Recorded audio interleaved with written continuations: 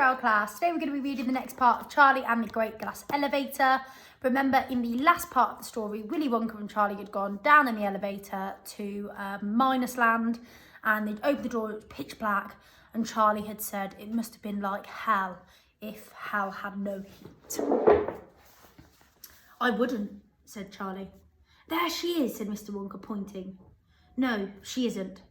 Oh dear, I could have sworn I saw her for a moment, right over there on the edge of that dark patch. Keep watching, Charlie. There, said Charlie. Over there, look. Where? Said Mr. Wonka. Point to her, Charlie. She's gone again. She sort of faded away, Charlie said. They stood at the open door of the elevator, peering into the swirly grey vapours. There, quick, right there, Charlie cried. Can't you see her? Yes, Charlie, I see her. I'm moving up close now. Mr. Wonka reached behind him and began touching a number of buttons. Grandma, Charlie cried out. We've come to get you, Grandma. They could see her faintly through the mist, but oh so faintly. And they could see the mist through her as well. She was transparent. She was hardly there at all. She was no more than a shadow. They could see her face and just the faintest outline of her body swathed in a sort of gown. But she wasn't upright. She was floating lengthwise in the swirling vapour. Why is she lying down? Charlie whispered. Because she's a minus, Charlie. Surely you know what a minus looks like. Like that. Mr. Wonka drew a horizontal line in the air with his finger. So a minus sign like that, like a takeaway sign, subtraction sign. The elevator glided to close. The ghostly shadow of Grandma Georgina's face was no more than a yard away now. Charlie reached out through the door to touch her, but there was nothing there to touch. His hand went right through her skin. Grandma, he gasped. She began to drift away. Stand back, ordered Mr. Wonka, and suddenly, from some secret place inside his coattails, he whisked out a spray gun.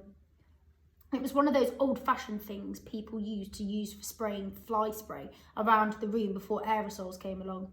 He aimed the spray gun straight at the shadow of Grandma Georgina, and he pumped the handle hard, once, twice, 3 times. Each time a fine black spray spurted out from the nozzle of the gun. Instantly, Grandma Georgina disappeared. A bullseye, cried Mr. Wonka, jumping up and down with excitement. I got her with both barrels. I plussed her good and proper. That's Vita Wonk for you. Where's she gone? Charlie asked. Back where she came from, of course, to the factory. She's a minus no longer, my boy. She's a 100% red-blooded plus. Come along now. Let's get out of here quickly before the Newlies find us. Mr. Wonka jabbed the button, the doors closed, and the Great Glass Elevator shot upwards for home. Sit down and strap yourself in again, Charlie, said Mr. Wonka. We're going flat out this time. The elevator roared and rocketed up towards the surface of the earth. Mr. Wonka and Charlie sat side by side on their little jump seats, strapped in tight. Mr. Wonka started tucking the spray gun back into that enormous pocket somewhere in his coattails.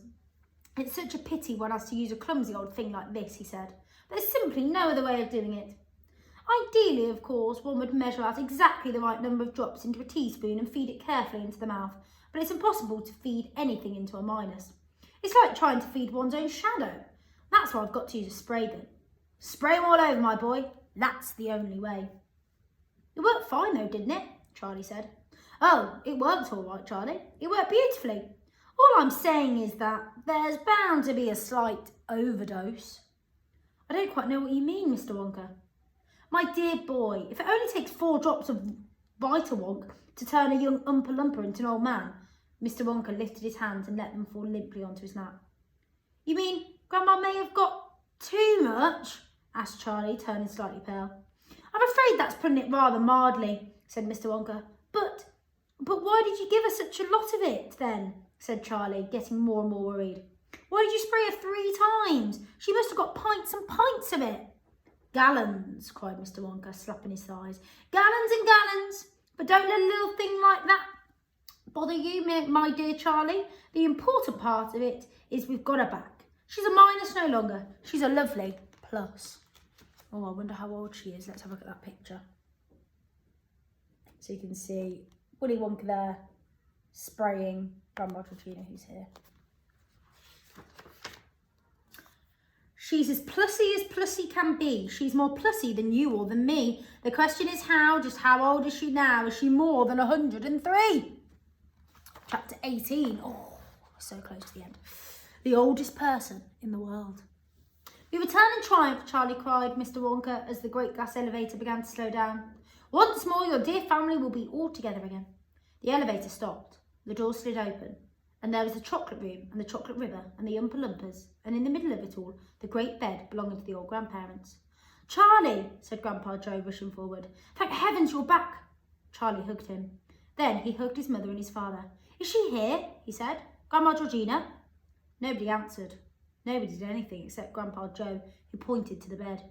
He pointed, but he didn't look where he was pointing.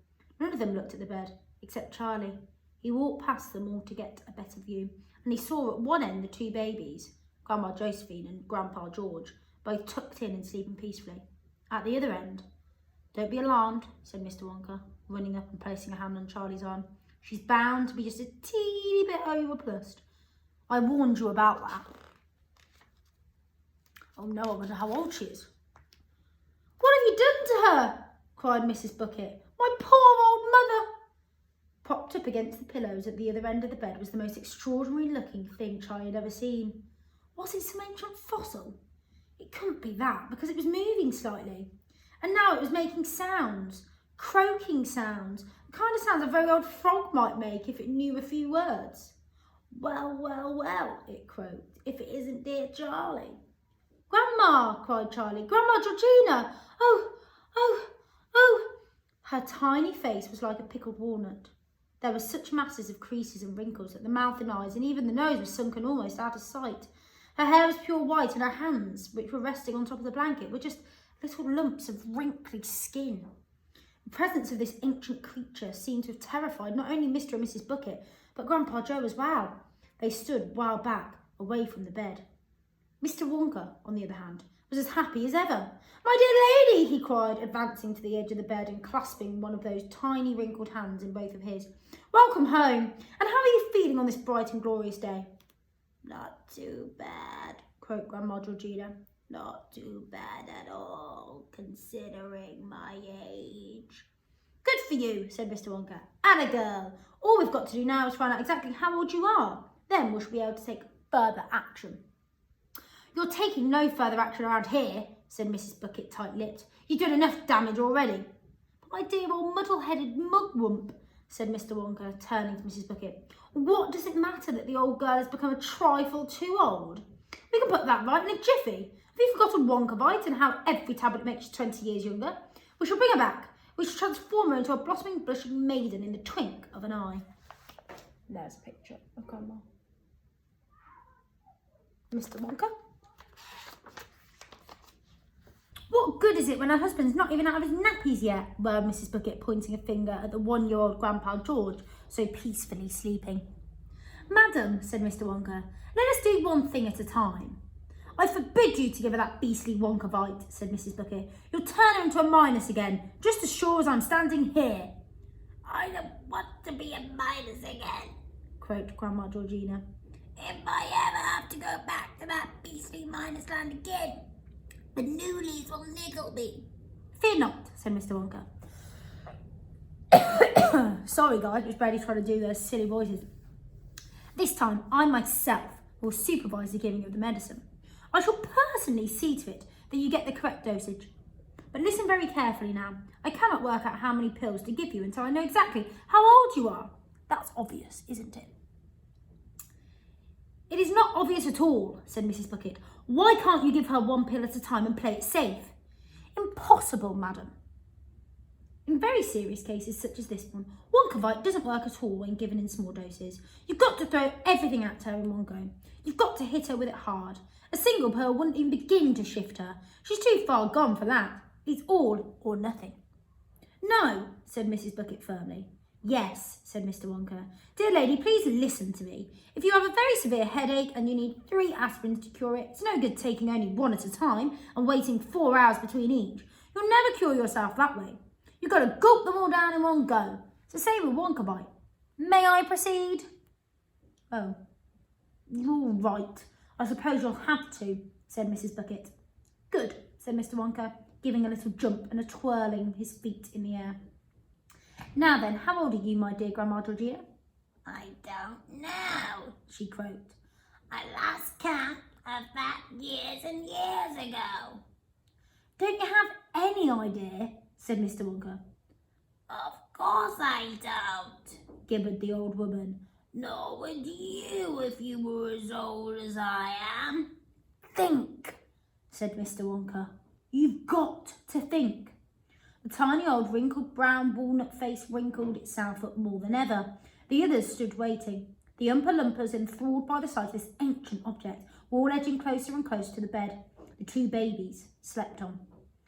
Are you, for example, 100, said Mr. Wonka, or 110, or 120? It's no good, She croaked. I never did have a head for numbers. This is a catastrophe, cried Mr. Wonka. If you can't tell me how old you are, I can't help you. I dare not risk an overdose. Gloom settled upon the entire company, including, for once, Mr. Wonka himself. You've messed it up good and proper this time, haven't you? Said Mrs. Bucket. Grandma, Charlie said, moving forward to the bed. Listen, Grandma, don't worry about exactly how old you might be. Try to think of a happening instead. Think of something that happened to you. Anything you like, as far back as you can. It may help us. Lots of things happened to me, Charlie. So many things happened to me. But can you remember any of them, Grandma? Oh, I don't know, my darling. I suppose I could remember one or two if I thought hard enough. Good, Grandma, good, said Charlie eagerly. Now, what is the very earliest thing you can remember in your whole life? Oh, my dear boy, that really would be going back a few years, wouldn't it?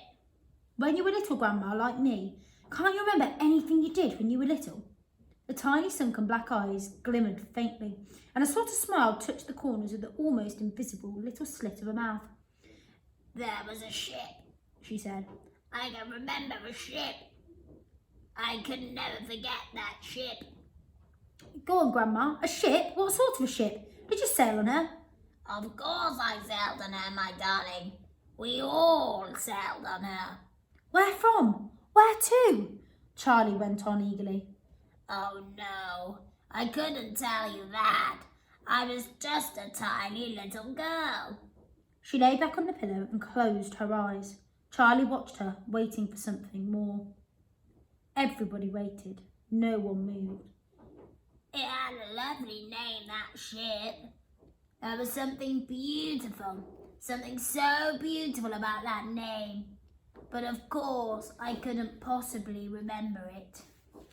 And we're going to read the rest tomorrow.